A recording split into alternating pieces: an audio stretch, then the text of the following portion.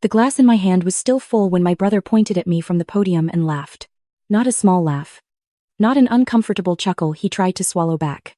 A real one, open-mouthed, leaning into the microphone. The kind that bounces off marble floors and comes back at you twice as loud. And the 200 people seated at round tables beneath crystal chandeliers laughed with him, because when a man in a $4,000 suit finds something funny, the room finds it funny too. And this, he said, extending one arm in my direction like I was a prop he'd had delivered, is my little sister. She works for the county. He paused. Let the word county settle. She drives around in a government truck, making sure developers like me don't accidentally upset any salamanders. More laughter. A woman near the front actually covered her mouth, as if that made it polite. I stood there in my navy dress, the one I'd bought specifically for tonight, and I smiled. I smiled the way I had been practicing for 6 months, ever since I found out this dinner was happening. Ever since I understood exactly what it would mean when my name finally came up. I smiled because I knew something none of those 200 people knew. I knew something my brother didn't know. And the knowing of it made the smile very, very easy to hold. I want to tell you how we got here. I want to go back to the beginning, because if you don't know the beginning, the ending won't land the way it should. My brother is 8 years older than me. Growing up, that gap felt like a canyon. By the time I was 10 and starting to understand the world, he was already 18 and leaving our house, leaving our town, leaving to become whatever version of himself he'd been building in his head since he was old enough to want things. He was the one our mother pointed to when relatives asked how the family was doing.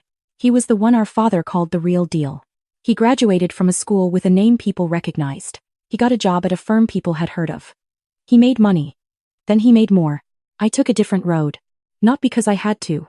Because I wanted to. I studied environmental science in college. Then I got a graduate degree in environmental policy. Then I took a position with the county's Department of Environmental Compliance, and I worked my way from field inspector to senior officer over 7 years. I loved the work. I genuinely loved it. I loved being the person standing between a developer's spreadsheet and a wetland that had been there since before anyone alive was born. I loved the paperwork, the site visits, the science of it, the weight of it. I loved knowing that my signature on a document meant something real happened or didn't happen in the physical world. My brother thought this was adorable. Still saving the salamanders. He'd ask at family holidays, loading his plate while our mother beamed at him. Still writing reports nobody reads? He wasn't cruel about it the way some people are cruel, sharp and deliberate. He was dismissive, which is worse, I think. Cruelty at least acknowledges your existence. Dismissal tells you you're not worth the effort of an emotion. The last real conversation we had before tonight was at our parents' Thanksgiving table 3 years ago. He had just closed a deal, some waterfront property, 40 acres, serious money. He was talking about the project, the scale of it, the vision, and he turned to me across the turkey and said, "You know what the best part is? 0 environmental issues. Clean as a whistle. Nothing for your people to flag. Your people." I remember setting my fork down. I remember looking at him very carefully. "What do you mean by that?" I asked. He smiled. "Relax. I'm just saying it went smoothly. No delays, no inspections holding things up. The permits sailed through." "Which permits?" He waved his hand. "All of them." I didn't say anything else. But I filed that away. Because I knew something about that waterfront property that my brother apparently did not. I knew that a routine compliance review of the site had been initiated by my department 8 months prior. I knew that review had flagged a protected riparian buffer zone on the northern edge of the acreage. And I knew that the junior officer who'd handled the permit application had made an administrative error, had signed off on the environmental clearance without completing the buffer review. A mistake. A real one. Not intentional. But real. I had found it during a quarterly audit 3 weeks before that Thanksgiving. I had flagged it internally. I had recommended it be addressed. And then I had watched it move through our bureaucratic process at the pace that bureaucratic processes move, which is to say, slowly. I did not tell my brother. I told myself this was because it wasn't my place to tell him. The department would notify him directly, through proper channels, when the review was complete. That was the process. That was the rule. And I followed rules. But I'd be lying if I told you there wasn't a small quiet part of me that thought, let him find out the right way. Let him find out from an official letter on department letterhead instead of from his little sister over sweet potato casserole. Let him see for once that the salamander people had teeth. That was 3 years ago. Now let me tell you about the project. 18 months ago, my brother announced the biggest development of his career. A luxury mixed-use complex on a 42-acre parcel in the county's River Corridor residential towers. Retail space, a hotel component, underground parking, the full vision. He called it Crestline. He threw a press event. He got coverage in the business section of 2 regional papers. He brought in investors from 3 states. And 4 months after that announcement, His environmental permit application landed on my desk. Not a junior officer's desk. Mine. The application was thorough. His team had hired a good environmental consulting firm. The documentation was professional. But the parcel sat in a river corridor, which meant my department had full authority over the review, not a rubber stamp, a real review. Site visits, water table analysis, assessment of downstream impact, wetland delineation. The whole process, by statute, could take up to 9 months. My brother called our mother to complain about the delay after month 2. My mother called me. He says there's a hold-up, she said.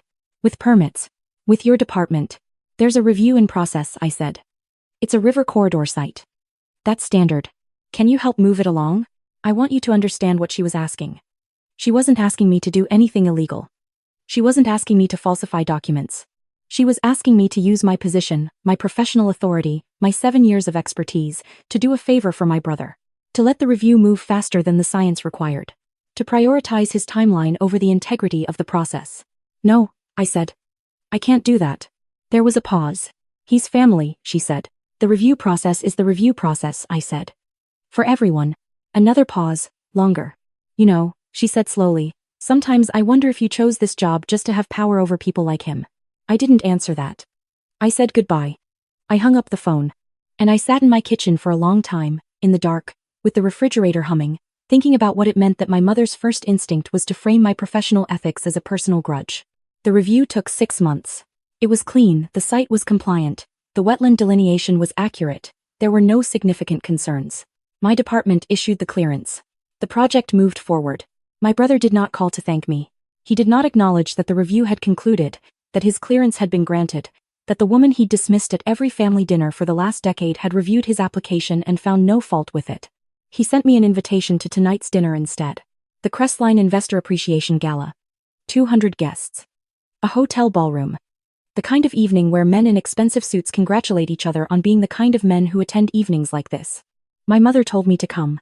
It would mean a lot to him, she said, which I doubted. It's important for the family to be there, she said, which I understood to mean, don't embarrass us by being absent. I said I would come. What neither of them knew, what my brother didn't know, was that 3 weeks before this gala, a routine downstream monitoring report had come across my desk. A report generated from the water quality sensors my department had installed at 2 sites adjacent to the Crestline parcel, as a standard condition of the environmental clearance. The sensors had flagged something, a biomarker pattern in the discharge readings. Subtle, easy to miss. But I didn't miss it. I assigned a field team. They did additional sampling. And what they found was not catastrophic, let me be clear about that, because I want you to understand that this story is not about me weaponizing a false finding. What they found was a real, documentable inconsistency between the grading work that had been done on the site and the stormwater management plan that had been submitted and approved. The grading had altered the drainage pattern in a way that was redirecting runoff toward a protected tributary. Not catastrophically. Not yet. But in a way that needed to be corrected before the vertical construction phase began. By the code, by the statute, the department had the authority to issue a stop work notice pending remediation. I drafted the notice on a Friday. I scheduled it to be formally issued on a Monday. Sunday was the gala. I want to be honest with you about why I didn't issue it on Friday. I want to be honest because I've thought about this a lot. The technical answer is that my department doesn't issue notices on weekends. The process answer is that the Monday issuance was fully within normal procedure. But the real answer, the one I've sat with, is that I wanted to be in that room when he found out. I wanted to be standing there, in my navy dress, when the version of the story where I was just the little sister who drove around checking on salamanders ran headfirst into the version where I was the senior officer whose signature was going to pause his entire project.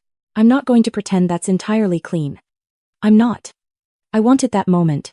After Thanksgiving 3 years ago, after the phone call with my mother, after every holiday dinner where his career was the main course and mine was the thing nobody ordered, I wanted to be in the room.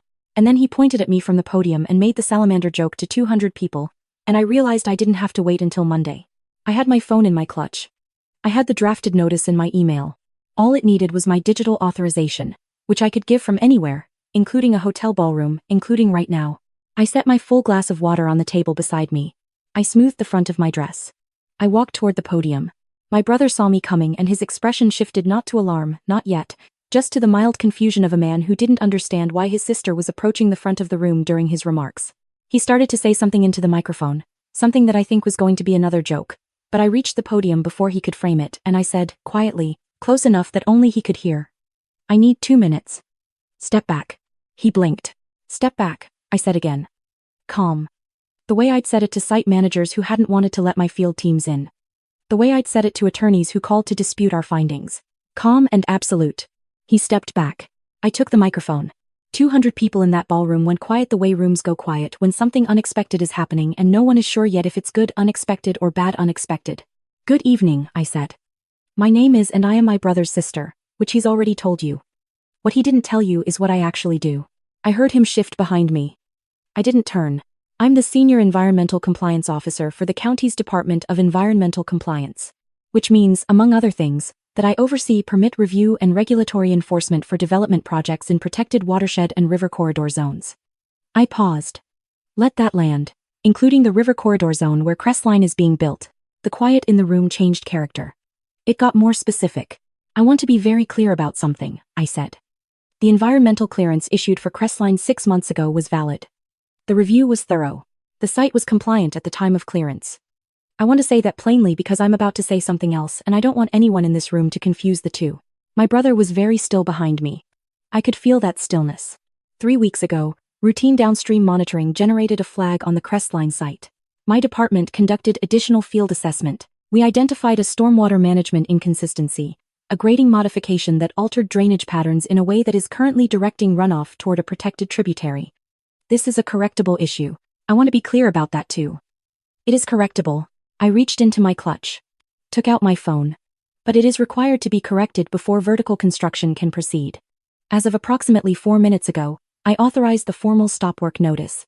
It will be on file Monday morning. The room was absolutely silent. I set my phone on the podium. I turned around and looked at my brother. His face had gone the particular white of a man doing rapid financial calculations behind his eyes. The swagger he'd carried up to that podium, the easy confidence of a man in the right suit in the right room was gone. Like a tide that had simply gone out. The issue is correctable, I said again, to him directly now. My department will work with your team on the remediation timeline. There is a path forward. There is just a process that needs to happen first. I picked up my phone. Picked up the microphone. The process that exists for everyone. I set the microphone back in its stand. I walked to my table. I sat down. Someone near the back began speaking in a low voice to the person next to them. And then the low voice spread, and then the room was full of the specific sound of 200 people recalibrating. My brother left the podium. I watched him go to his business partner, a heavyset man who'd been smiling all evening and was no longer smiling. I watched them have the conversation. I watched my brother pull out his own phone. I watched him look at it. I watched him look across the room at me. He came to my table 20 minutes later. The investors had not left, they were still there, still drinking, but the energy had shifted from celebration to damage control conversation. He sat down in the chair across from me without asking if he could sit. You did that on purpose, he said. I authorized a notice I had the authority and the obligation to issue, I said. You could have called me. You could have called me this week. You could have told me before I had 200 people in this room. I looked at him. You could have called me 6 months ago when the clearance came through. You could have called me at Thanksgiving 3 years ago to apologize for the permit comment. You could have called me any of the times you've referred to my career as a punchline. I kept my voice level. You had a lot of opportunities to treat me like a colleague. Or a sister.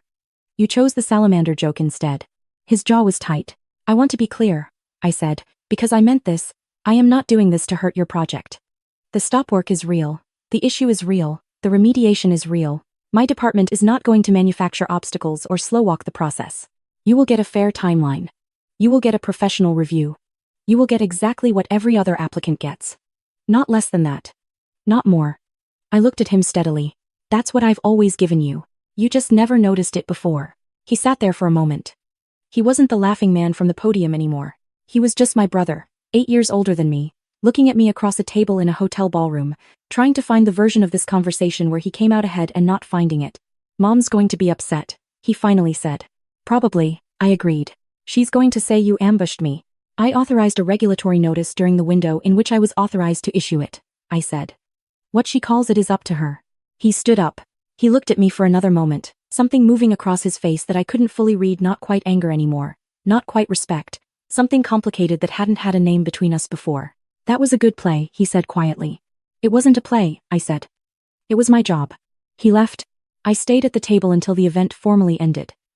I had a glass of water. I watched the catering staff clear plates. I watched the investors say their goodbyes, some of them casting glances at me as they passed, curious, assessing. One woman stopped at my table, a portfolio manager from out of state, and said simply, "That took guts." I told her it was just the process. She smiled like she knew better and moved on. My mother called me the next morning. I let it go to voicemail. The voicemail said what I expected it to say. I would call her back, eventually. I would have that conversation. It would be hard and it would be long and it would not resolve anything, not entirely, because these things don't resolve entirely. They just become part of the landscape. You learn to walk around them. The remediation plan came together over the following 3 weeks. My department worked with my brother's engineering team. The drainage issue was addressed. The correction was documented. The stop work was lifted on a Tuesday morning, 51 days after it was issued, which was within the timeline I told him to expect. His assistant called to confirm the lift. Not my brother. His assistant. I noted the receipt time. Filed the communication. Moved on to the next review on my desk. There is a thing I want to say about what people call revenge, because I've thought about it a lot and I think the word is wrong for what happened. Revenge implies you went looking for a wound to match the one you were given. What I did was simpler. I did my job. I did it the same way I'd always done it, with the same criteria applied to the same process, and I happened to be in the room when the consequences of that landed. That's not revenge. That's what it looks like when you stop hiding what you do. My brother had built his success on the assumption that what I did was small, that the county was a placeholder for people who hadn't managed to do anything real, that a job without a corner office or a headline or a number you could say at a dinner party was a job that could be mocked without cost. What he hadn't understood, what he'd never bothered to understand, was that the people who maintain the systems he built his career on top of are not small. They're load-bearing. You just don't notice load-bearing structures until they shift. I think about the look on his face when I said the stop work had been authorized. Not the anger part.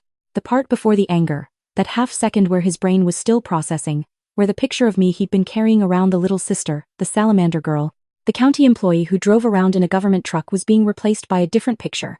One where I was standing at his podium, in his room, with 200 of his investors listening, and the word I was saying was stop. That half second was worth every holiday dinner.